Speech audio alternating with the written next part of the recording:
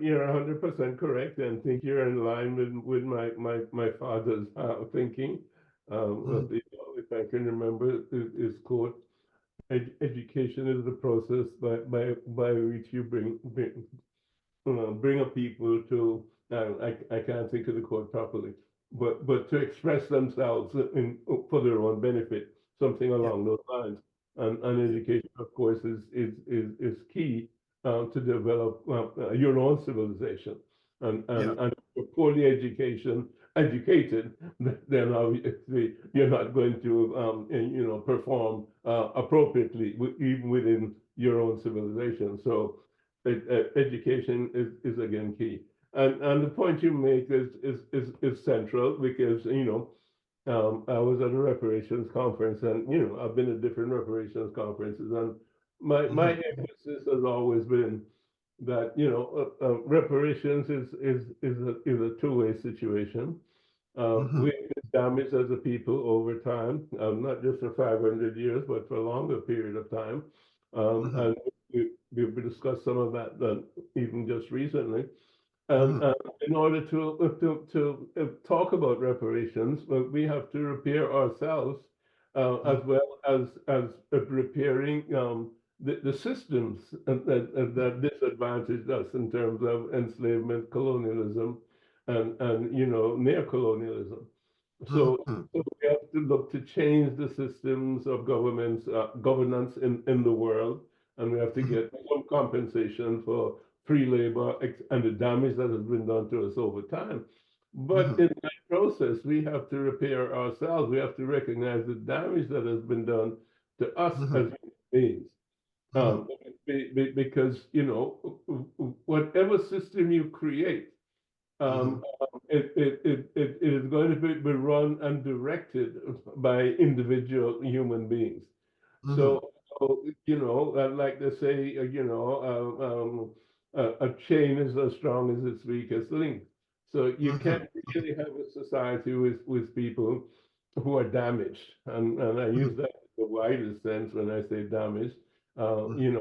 who are mentally enslaved and are still clinging to a Mhm. system of thought, a system of religion, a system, an economic system, a sociological system Mhm. that is not simply outdated, but is not, but it's not fully human because it Mhm. does not understand what it means to be a full human being Mhm. beyond the mind-body complex, Mhm. which relates to the five senses and the physical body that houses the five senses. And I Mhm. mean, very, very primitive because that's just being a human animal, you see. And Mhm. I think the behavior of a human animal is animalistic, and we've seen that, and we're seeing it now in terms Mhm. of out there, in terms of the genocide in Gaza, and in terms of NATO trying to encroach on Russia, etc., through Ukraine and bring war to Russia. So, Mhm. we see that, continuing. And Mhm. we see it continuing in the destabilization of Africa because Africa is the richest continent in the world Mhm. and has 40 to 50% of just about everything that the world needs. Mhm. Whether it's diamonds or coltan or simply agriculture and certainly oil and so on and so on and so forth. Mhm. Unless we're able, as Africans, unless we're able to change the mindset, then Mhm. we cannot develop our own civilization, Mhm. and we'll continue to be mimicking, the European because that's the one who has created our mindset, and if they have created our mindset, then they can manipulate our minds by virtue of the propaganda that they have, which is extensive Mhm. in terms of owning all the media and owning the universities and so on and so forth. And there was just something here recently in the United States where the president of Harvard had to resign because Mhm. she was forced to resign Mhm. um, because the people who control the money Mhm. that Harvard survives on, shall we say, Mm-hmm. They're the ones that called the shots, and they simply said that she had to resign Mm-hmm. because her response to something about, genocide in Gaza, Mm-hmm. was not appropriate. So Mm-hmm. the power structure. So where's your academic freedom? There's no such thing as academic freedom. You I'm know. going to jump in there, sir. Oh yeah, please do. And this is one of the reasons why academics have to publish outside the system, have to become entrepreneurial outside the system, have to be able to survive outside the system, because that's the only way you can genuinely survive and put out real content that you know that the system can't censor. And I think that this is something that a lot of academics need to understand. You have to be able to survive outside the system on your own assets, and your books, your ideas become your assets. You have to work out ways of monetizing them. So consequently, you are not on somebody else's payroll, because if you're on their payroll, they can do to you what they did to that Harvard president. Mm-hmm. Yeah, and that's true across the board. It's not only true, at Harvard, per se. And if you look at the media, you find the same thing. Mm-hmm. Um, but where do we have now, honest journalism in terms of, back in the day with Woodward and so on, where they outed, Nixon and his den of thieves. You don't have Mm-hmm. any journalism like that. Everybody now is towing the line. Everybody's writing the same story. There's Mm-hmm. been beaten down, so much that it doesn't matter whether it's the New York Times, the Washington Post, or the Daily News.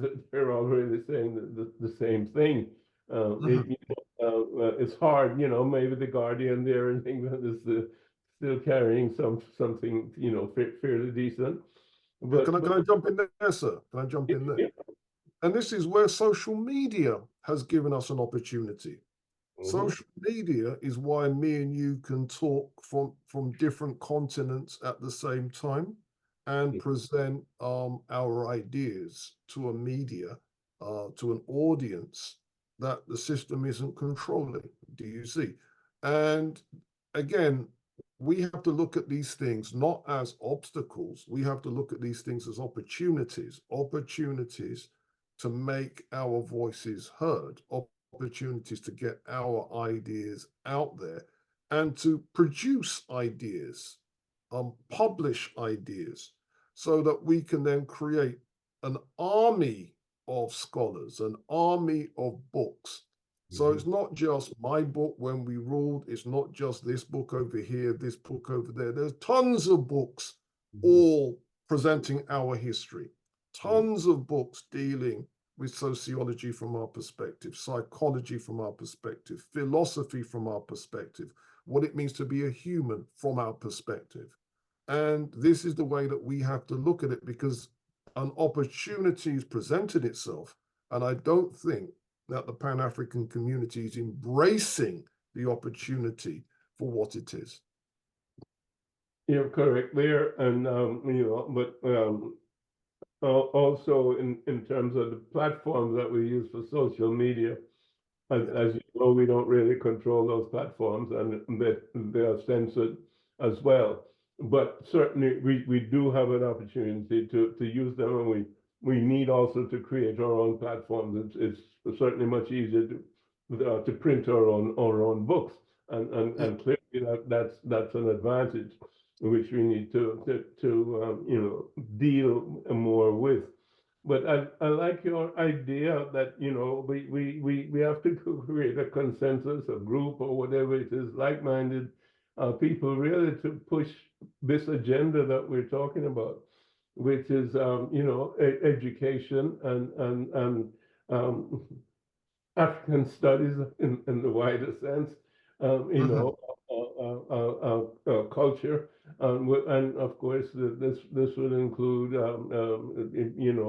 the whole Pan-African concept in terms of what has happened since the independence of African nations and so on and so forth, the improvements and the Mandelas and the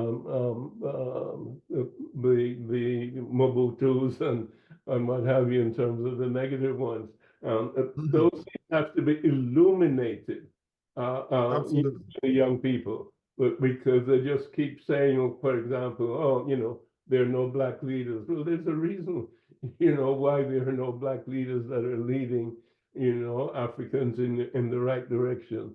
Half of them have been assassinated, or the other half have had coups engineered against them, usually by the CIA or the French, and that continues to this day. So it's not that we don't have African leaders, but they have a target on their back if they stand up for their people. So only the quislings survive, so to speak, who are doing the bidding of Macron and these other people. So we have to be serious, as you say. Revolution is serious business, and it's revolution not in terms of picking up a gun, but it's revolution in terms of mind change and individual transformation, and therefore once you have individual transformation, then you have the possibility of change in a large way, moving towards this multipolar society where Africa can come together in terms of being a meaningful participant in the geopolitical arena. And that's where it has to be, because we're 1.5 billion people. And we have to do the intellectual work that will allow us to be cohesive and maximize our intellect as well as our force as a people, with all the riches that we have, and the riches are in the ground, underground, and certainly within our people, because I believe certainly we're among the most creative people on the planet. And not among the least creative, we're among the most creative.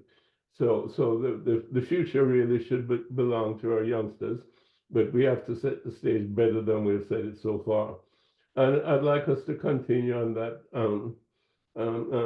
vein, shall we say, in our next, getting deeper into the whole educational process and how we can structure this thing properly, so that we can get like-minded people really, coming together to move and create, systems that will, allow others to participate and to join, and then to develop that network using social media, using our ability to publish and so on, and therefore, create the information that then would lead to the mind change and the true revolution, which I believe is a mental revolution for our people, so we can have a new African.